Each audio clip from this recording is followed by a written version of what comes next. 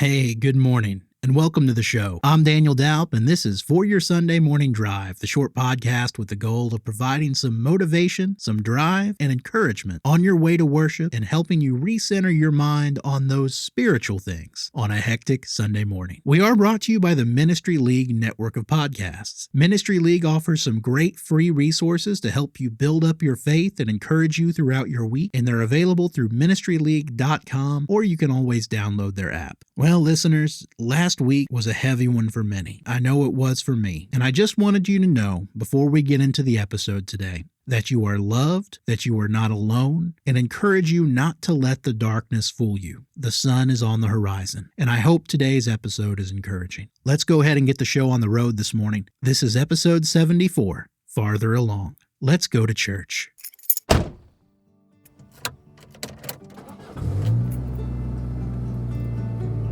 Are we there yet?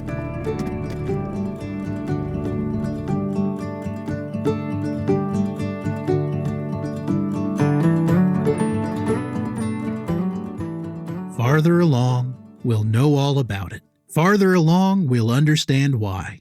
Have you stopped in the last week and asked the question of why, especially as it relates to all the tragedy in life lately? I know I have. And I'm sure I'm not alone in that. Maybe we ask the question, God, why? Why is a young father not going home to his wife and 2 kids this week? Why are there little children being harmed in our schools? And why is evil celebrated while your saints suffer? Or maybe we ask why it wasn't stopped. Or maybe even why it was allowed to happen. Maybe in the midst of our grief, we cry out like David and say as he did in Psalm 22, my God, why have you forsaken me? Why are you so far from helping me and from the words of my groaning? Oh my God, I cry in the daytime, but you do not hear. Well, friends, I don't have the answers to these questions. No, I don't know why, ultimately, suffering is allowed to exist, or why it seems that in some instances the end result is deliverance, and in the others it is demise. I don't know why we are oft made to wonder why it should be thus all the day long, when sometimes we cry out to God for something miraculous to relieve the suffering or the persecution that we endure. But, like the hymn says, farther along,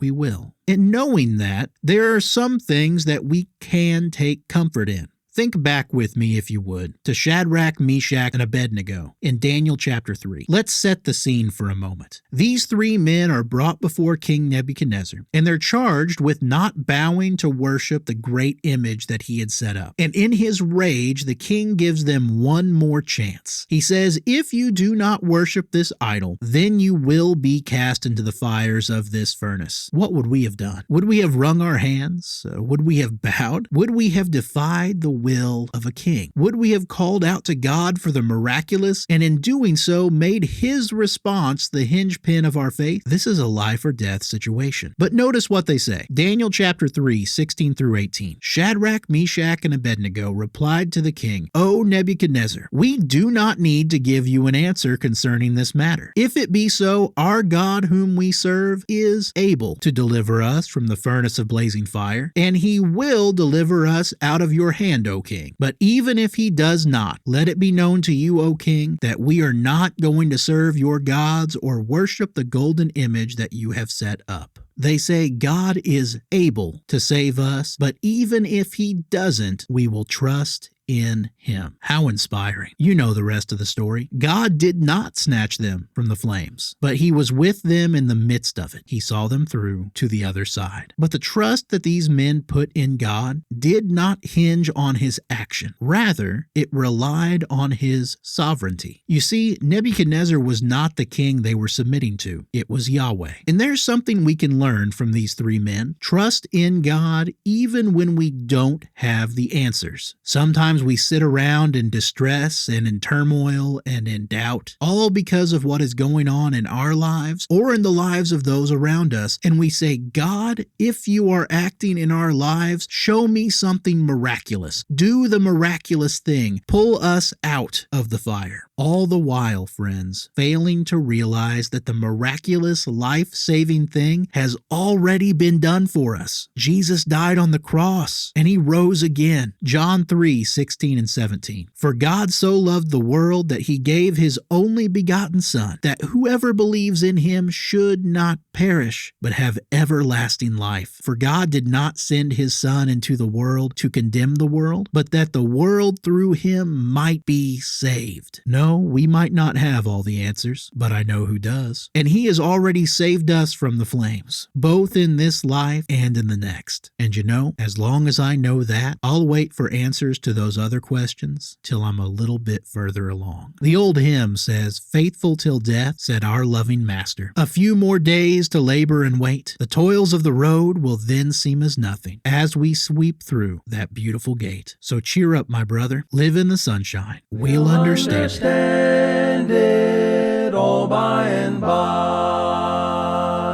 Well, those are my thoughts for your Sunday morning drive. Now it's time to hear yours. Our discussion questions for this week are, why do we sometimes lose sight of the fact that the victory has already been won? What can we do to build our reliance and trust in God and the promises of his Son? And what can we do this week to reach out and encourage someone who is struggling with these same questions?